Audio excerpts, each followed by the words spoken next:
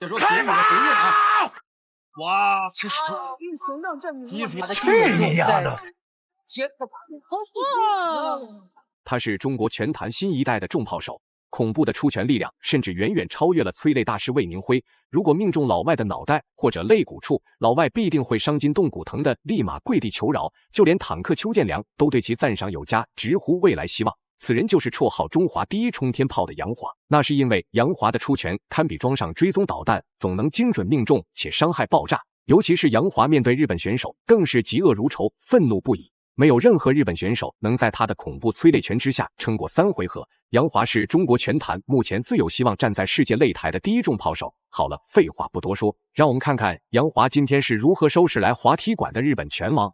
随着裁判一声令下，比赛正式开始。白色拳套就是中国选手杨华，黑色拳套就是日本选手菅本翔也。冲天炮杨华12岁进入松山少林武校学习传统功夫，多年来杨华勤奋刻苦训练，就是为了有朝一日能够站在职业擂台上暴揍外国人。时隔多年，杨华的梦想终于得以实现，故此激动不已的杨华才会对日本选手菅本翔也如此疯狂殴打。所以说，个子比你矮的，你就要知道对方的强项可能会是哪些呢？那就是在中近距离的重炮重拳。我看到，你看，菅本翔也并不慌，始终在有条不紊的向中近去走。杨华倒是有一点大将风范，对不对？对。你看上了场之后，漂亮，连续顶击，非常棒，非常棒。就在此刻，杨华突然对菅本翔也发起猛攻，趁机打出一记暴力顶膝，让日本选手疼得嗷嗷直叫。台下的观众们看到这一幕也是激动不已，因为大家很久没有看到如此精彩至极的比赛。这也说明杨华对待外国人从来不会手下留情，能够暴揍 KO 就是他的最高礼仪。就是不知道接下来的比赛日本选手究竟能够撑到第几回合。漂亮，结束了，比赛结束了。还要给一次机会吗？不能够连续的，不能够连续连击。如果是单个的话，我相信这个比赛已经结束了，但是犯规了。对，杨华不要过于兴奋哦。你看，我认为这会儿菅本翔也人家走一走，对不对？对，不要再定在那个地方。但是当然，我希望你定在那个地方啊。漂亮，一个高扫差一点能打到杨华。杨华仍然是提膝，知道对方的这个肚子的防守并没有那么严密，是仍然提膝。补膝。对，我们看到这个菅本翔也没有移动，知道吧？没有步伐，对，就像是一个这个。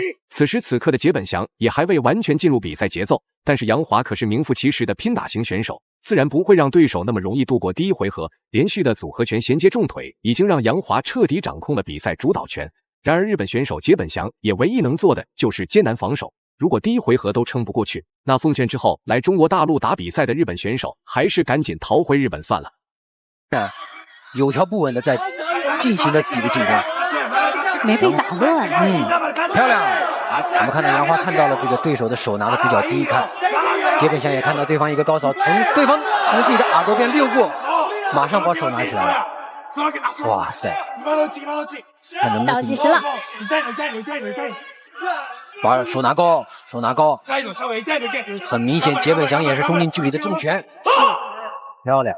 比赛来到第2回合，没想到日本选手经过1分钟的休息调整过后，还想举着重拳向杨华的内围逼近，难不成日本选手真的不怕死吗？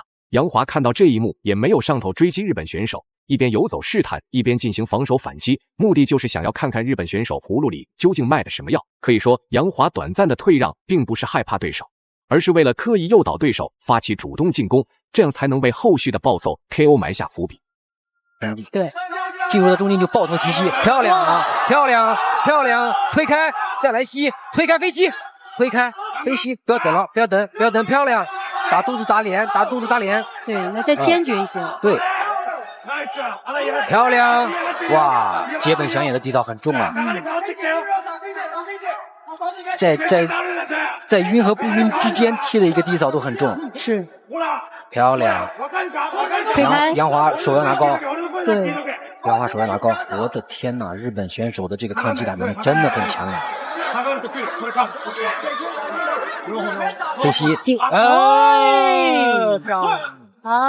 对，这就是身高的问题。日本选手站起来，马上向教练点个头，我 OK。他真的 OK 吗？还是不要着急，不要着急。不要着急，至少要利用这8秒钟，是，直接飞膝，不要等比赛了，技术，直接飞膝，杨华可以再坚决果断一些。直接中远飞膝。杨华根本不想轻易的放过对手，再次将杰本祥也压制在擂台边缘，拳打脚踢，时不时还会衔接顶膝重创日本选手。最终，日本选手杰本祥也实在撑不住，瘫坐在地上，大口大口喘着粗气。这一幕的确振奋了在场的中国观众们，中华第一冲天炮的称号果然名不虚传。杰本祥也已经很难再撑过接下来的比赛回合。再来一组电炮，飞膝，手不能不紧。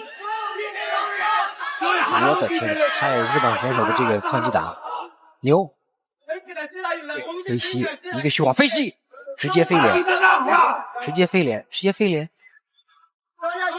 对，触踢，杨华不错，但是能不能来个飞膝啊？飞漂亮！哦，杨华现在在打肚子和打脸，是，他仍然是声东击西，没有打得很实，是这种避实击虚。日本已经恢复的差不多了，重拳小心，小心打肚子再打脸，漂亮！哎，小心后脑。对，这个时候杨华一定要小心，一旦进入到中间距离，对手就会始终打肚子，对方打肚子的目的就是要打脸。不要跟对方拼拳，我要是你，我就不会跟对方拼拳。不要跟对方拼拳，漂亮！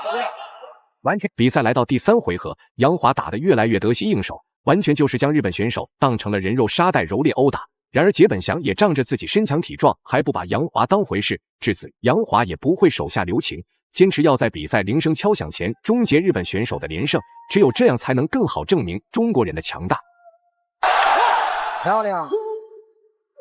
同时我们也要看到日本选手的这种坚强，是这种在重击击倒的情况之下迅速恢复的能力。站起来。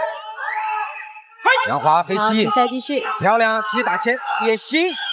总之不要给对方喘息的机会。对，日哇，本的边角已经扔出了毛巾。扔毛巾了，扔毛巾了。